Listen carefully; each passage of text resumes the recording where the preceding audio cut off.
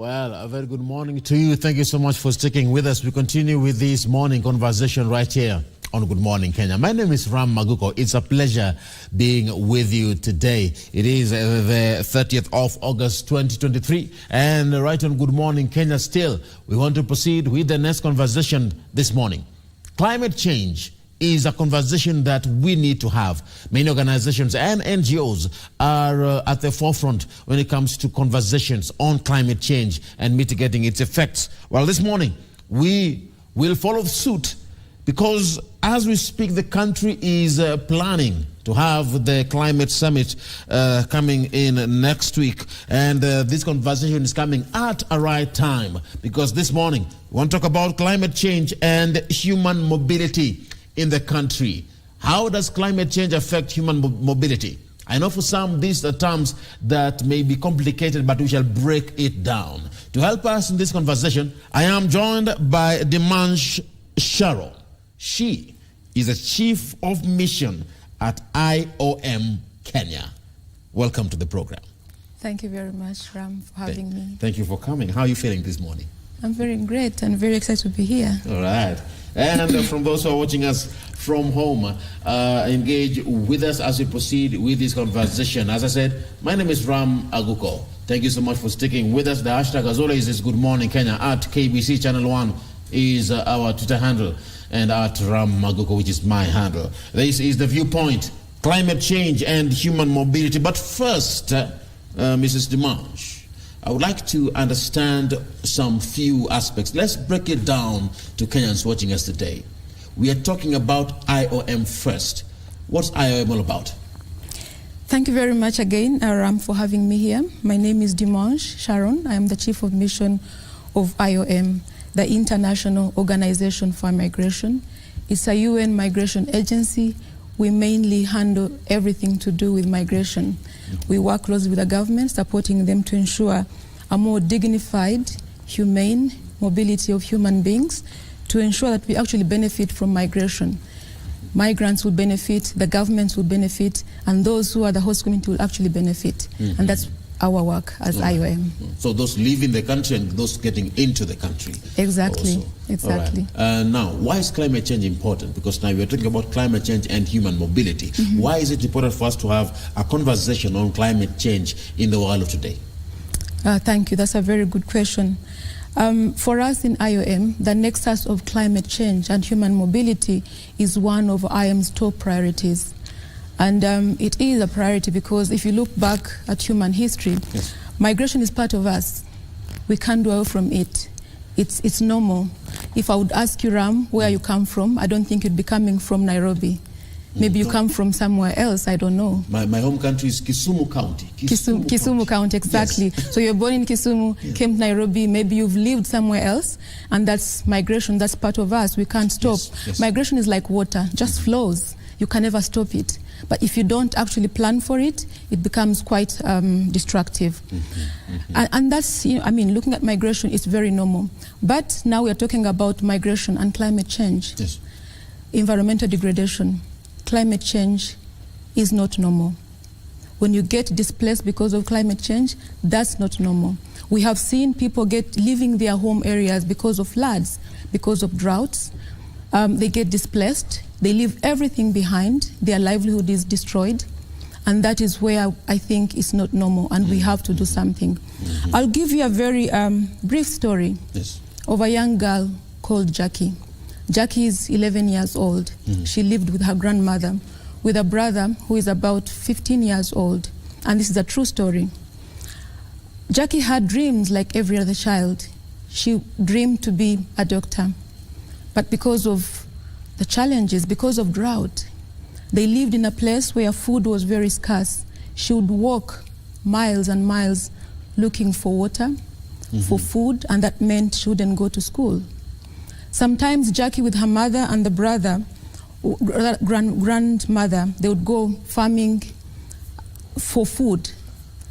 And of course, because they depended on farming, at some point, the yields would be very poor because of drought. So they had to leave their home, went to another place. In that place, it was actually very challenging. And then suddenly, rains came. and the floods. Then Jackie and her mother and her grandmother had to be rescued. The only hope they had was a rescue boat.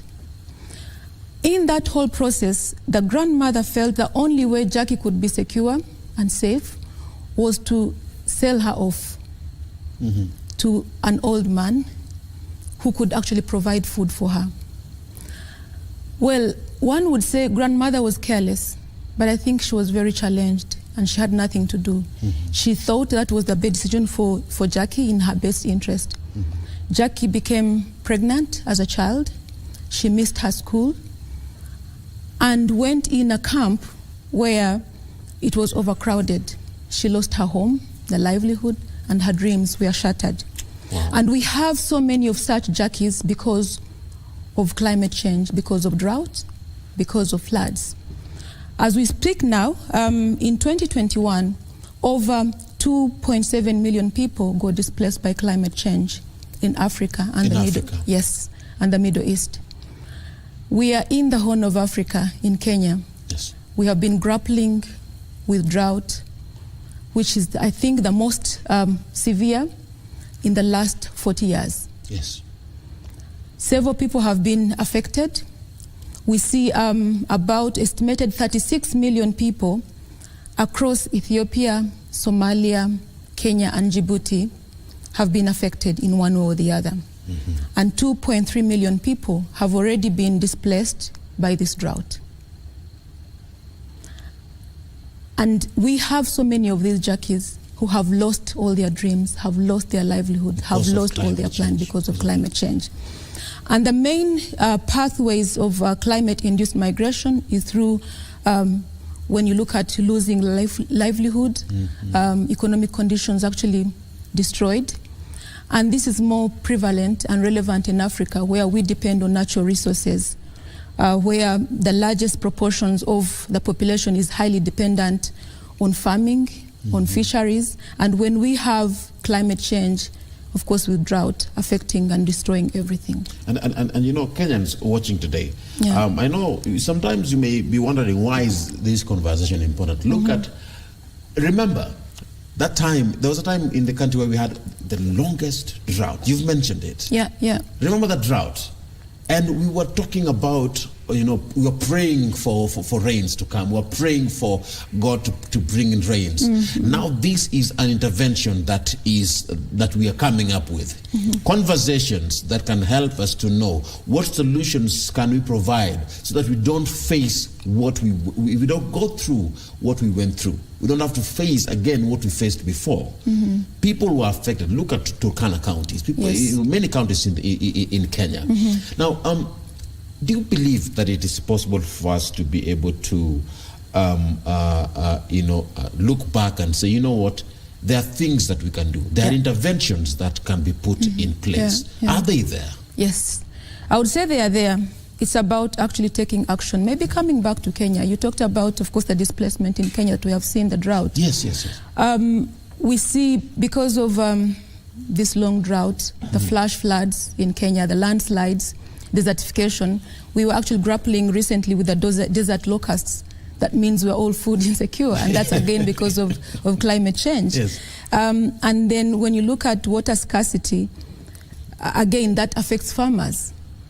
Because of climate change. As you look at maybe going back to your home village in Kisumu, maybe you do a lot of fishing. Yes, again, if the water levels go down, it means you're going to lose out. Yes. But in other areas, maybe in the northern part of the country, some people depend on agriculture. It becomes actually very challenging.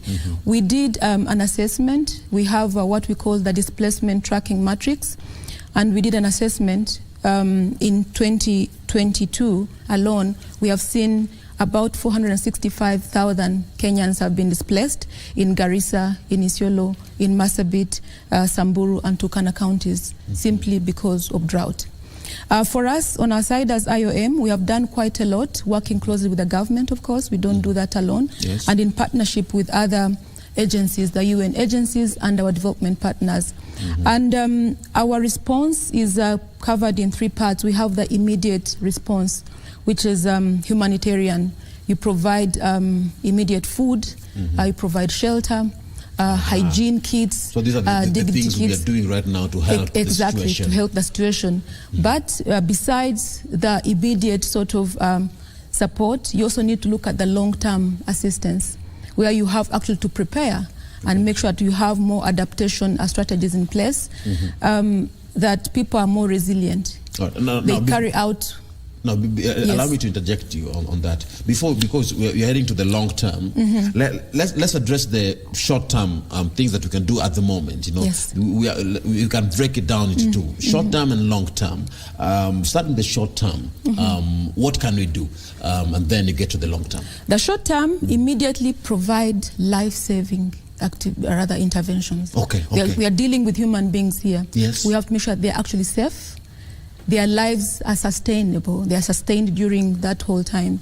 And as I said, we provided food to those who are affected, hygiene. I mentioned about the story of Jackie, where you are in an IDP camp, overcrowded. You don't have enough water, again, because of drought, yes. Scarcity. So it means you have issues to do with your hygiene. And if we provide that support, it will really help you. Did you manage the IDP camps? We went out to the camps and gave some of those hygiene kits, and were able to provide that assistance to those who were affected.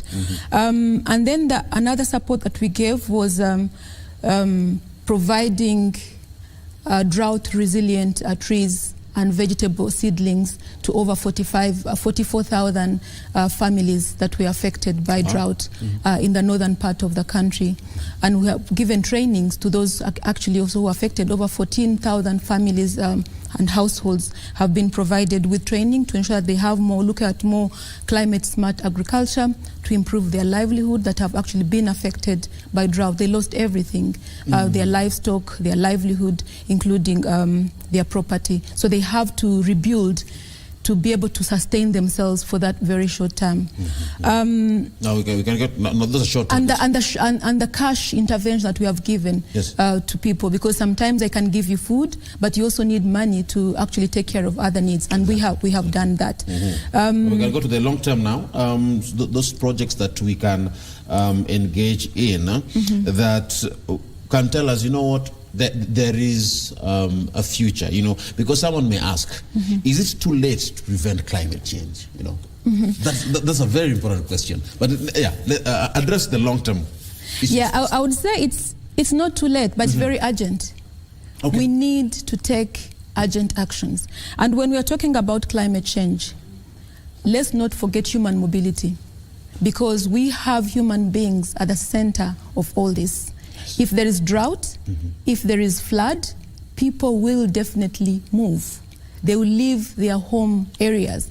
They will leave the places they were used to, they called home, their legacy, their heritage, everything about them. So just imagine Ram leaving Nairobi now. You're based in Nairobi, going to a far place, maybe in the northern part of the country. You have never been there, and you're starting a new life. Difficult. And you just walk out only with yourself. It's very difficult. It's very, very challenging. Yes. You really have to recalibrate and think through, how do I start a new life? So when we are having these conversations on climate change, yes, there are those big agenda, which is very important. Again, on climate financing, we need the resources. And I really commend the government of Kenya for this leadership to make sure that Africans actually come together to address some of these challenges. And I would like also to highlight and again thank the government for bringing in human mobility into the discussion on climate change. Talking about the long-term plan, we are working closely with the government to ensure that we expand the Kampala Declaration on Migration, Environment and Climate Change. That is the first framework of its kind, which started in July 2022 last year. Again, talking about the displacement, there was no framework that brought together the member states to actually talk about the nexus between migration and climate change. When they realized that, 15 countries met in Uganda and discussed. They thought, okay, we have to sit back and really rethink. On rethinking, I'm happy to announce that they came up with a declaration that they signed for the first time in the history of this world in terms of climate change. And as time moved on, we saw a lot of interest from other countries to expand this declaration to make it more continental, because again, climate change is not only affecting Kenya and not the Eastern Horn of Africa, but the entire Africa. Wow. So it was very important to bring together all the African countries to actually sit and have that sort of conversation and have practical ways to address this climate change. Thank you and so I'm happy much. to mention that in Kenya last week, Kenya and Uganda hosted a conference of technical experts, the African Group of Negotiators, to expand this declaration. And my call now is to our ministers next week, in September, 4th of September, to actually sit down and sign that declaration. I want us to take a short break, and then we'll be back. Sure. You've mentioned conferences, and I'm reminded of COP27. Yes. The interventions that were there. Looking back from COP27, now next week we're having the climate summit. Yes. What are some of those things that have borne fruit so far that we are now looking into? Things that have now made us to say, you know what? We have made these steps, and we can even make more steps. You'll answer that after. I'll be happy to answer that. All right? Yeah. Thank you so much. Thank you. Let's take a break, and then we'll be back. It's all about climate change. Did you know that it affects you from wherever you are? We'll be back in a bit.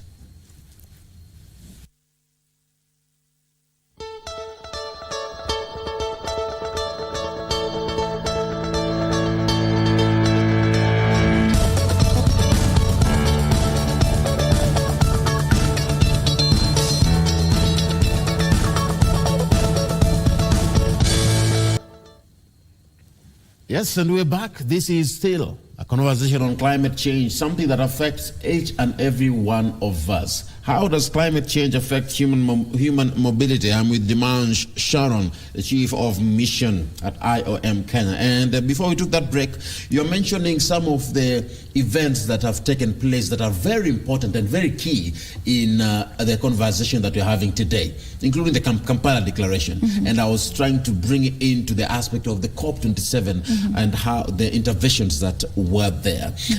Before we move on to other issues, just mention something a bit about that. How far are we in implementing decisions and interventions that were there before in previous conferences, and how important is it even in the summit that is coming up next week? Yeah, thank you, Ram, for that question and really highlighting the importance of the previous conferences. As I would say, even actually before COP27, if you look back, I don't think there's been any conversation on the nexus between climate change and human mobility. For the very first time, the initial discussion that took place on climate change and human mobility was in COP27. And that actually started way back in July. I've referred to the Kampala Declaration, where they thought, oh, by the way, we are talking about climate change, but we have human beings who are getting displaced. What are we actually doing about that? And of course, with IOM as a UN migration agency, handling migration, working with our member states was very, very important to start thinking through how can we help. We had those initial consultation and discussion with key governments, and then held the first meeting or conference in Uganda with the technical meetings, 3 days actually. Kenya was supposed to have led that, but it was actually coming towards election and that didn't take place. So it was moved to Uganda. Again, I'm saying Kenya having the leadership in all these conversations. Kenya is at the forefront. Exactly. And I really admire Kenya and commend them. We need to highlight this important thing. It's at the heart of the president. Yes. He's been very vocal. Exactly. And I commend the leadership. So from that, the discussion took place in July 2022 in Kampala. Yes. Luckily, in their wisdom, under the leadership of Egypt, because Egypt also attended the meeting in Kampala, plus the chair of the African Group of Negotiators, and decided to really come up with some key recommendations which were extracted from the declaration, take them to COP27. While it did not appear in the main agenda, but it was one of the key discussions, including in the bilaterals, to really come up with a clear position on human mobility and climate change. So fast forward from the COP 27, then recently in the discussion, the meeting that took place for negotiators in Bonn, they are coming up with a climate and mobility nexus. So the discussions in Kampala didn't all go to waste. I was very happy to see the members actually taking it across forward. And then COP 27, at least they featured for the first time a conversation on climate change and human mobility. And I'm really looking forward that even in COP 28, they will have this discussion. And again, I'm happy, pleased with the government of Kenya, their leadership holding this technical conference in Nairobi, bringing together over 48 African member states to sit, discuss, and see how they can concretize the Kampala Declaration, have that one expanded. And then during the African Climate Summit, of course, led by Kenya in coordination with the African Union, then throughout even the African Climate Week, hopefully there will be concrete decisions and discussion that will carry through in COP 28 to highlight more on human mobility and climate change. Very important. And of course, next week we will have the Africa Climate Summit taking place here in Nairobi. And it shall be starting from the 4th of September. And of course, details are running on your screens.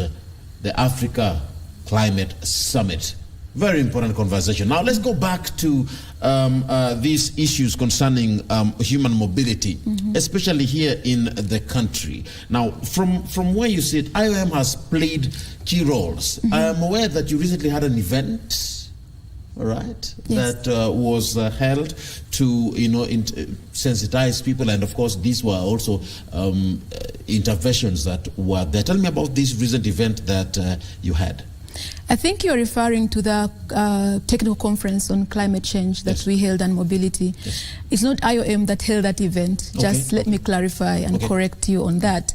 We only provided technical support and facilitated that conference. It was led by the government of Kenya and Uganda.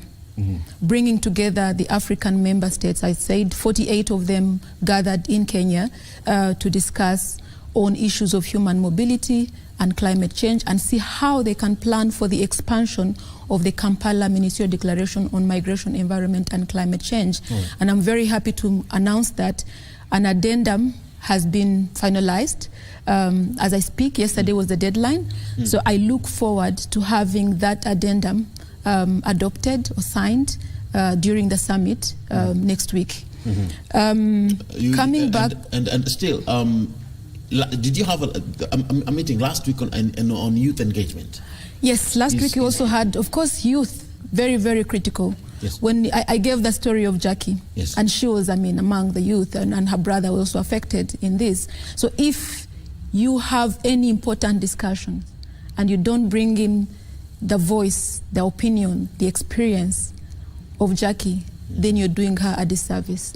And we have seen climate change affecting mainly the youth who lose out on opportunities, who lose out on livelihood. And what we do as IOM, we make sure that they're actually part of this conversation. And that's why last week on 16th to 18th of this month, we brought in over 70 young men and women from over 37 African countries to sit and discuss on climate-related issues and how they can prepare for the youth conference statement that will be in readiness for the African Climate Summit next week and the African Climate Week. So the youth discussed, came up with some position, some recommendations, and these recommendations actually were presented in the plenary discussions during the expansion of the Kampala Declaration. And these have all been incorporated, being reflected even in that addendum. I believe that now their position as youth have been very much incorporated. All right. Now, yes, something to add, even as you're adding that, I would like you to just give us a word, a parting shot, your call to action to all Kenyans watching us today. We are talking about human mobility and how climate change affects us as we bring this conversation to a close. Yeah, thank you very much once again, Rom. Maybe just quickly, briefly, if I could highlight on what we do as IOM. IOM is our strategy in terms of addressing climate change and human mobility. We have mainly 3 pillars. One, looking at people on the move to make sure that we actually support them, people who are actually to help them move and to help them stay. Because people, I love that. I love that. Yeah. People who are on the move, you help them move, and then you help them to stay. And how are they staying? And help them to move. As I said, migration is part of us. We can never run out from it. But how is it being done? In a safe, orderly, and responsible way. And we do that in coordination with our donors, with our UN agencies, of course, with government. Without Kenya's government supporting this work, I don't think it would be possible. Now, and we have done quite a lot in that with support of the Japan government. I thank the people of Japan for their support. The Central Emergency Response Fund to provide this sort of support. The US government to look at climate change, human mobility, and human trafficking. Maybe I need to come back here and talk about human trafficking. We need to have a conversation on exactly. That. Yeah. And my very parting shot is that let us make sure that we incorporate human mobility in all the discussions to do with climate change. We need to take action now. If we don't take action, we will see more of the jackies getting affected. Climate change and human mobility are very much connected. You can never separate them, but we need to do something at a very urgently and a significant scale. Wow. Wow. We need to have that conversation. You've given us a very fantastic idea. Climate change and, of course, human mobility and human trafficking. Yes. How does it play a role? And of course, it is on that note that we bring this conversation to a close. I wish you the best. Keep doing what you're doing. Thank you. Thank you very much, Ram, for having me. Thank you so much for coming. And of course, I'm looking forward to seeing the engagements that will be there next week at the Africa Climate Summit. Sure. Thank you. We have a side event that is being hosted by our Director General-elect, Amy Pope. She's leading all this, so you're welcome, and very, very high-profile dignitaries. The UNFCCC head management will be there, and of course, leadership also from the US government. So you're all welcome to attend this side event on migration and climate change and call to action. People should commit that, and I'm calling upon all development partners to actually provide support, immediate support to the communities that are affected. Very important. Maybe I forgot to mention that according to the UNFCCC assessment report, over 3 million people are actually at the risk of getting displaced. So those communities need our immediate support. Okay. All right. Thank you so much for coming. And it is on that note that we'll bring this conversation to a close. And of course, it has been a pleasure having you, Dimanche Sharon, the Chief of Mission at IOM Kenya. My name is Aguko, but still, we continue with this conversation. Let's take a break, and then we will be back in a bit. Keep it KBC Channel 1, the Africa Climate Summit. My oh my, I'm looking forward to seeing that event. God bless you.